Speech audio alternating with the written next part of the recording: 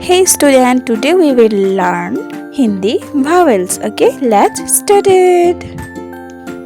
A से अनार यानी pomegranate. आ से आम यानी mango. ई से इमली यानी tamarind. ई से ईख यानी sugar cane.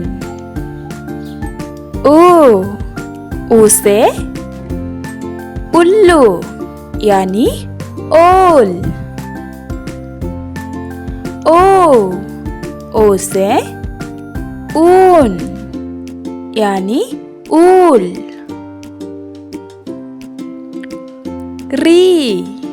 री से ऋषि यानी Saint.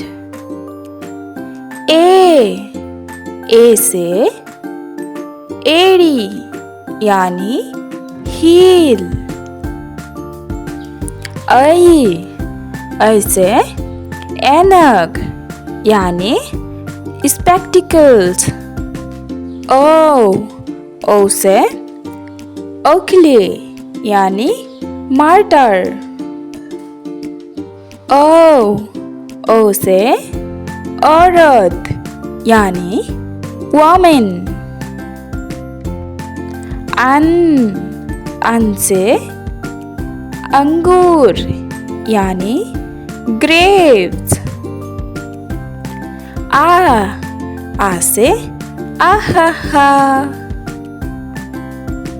Hey students, subscribe us and click on the bell button to get every new video, and thank you for watching. Bye bye.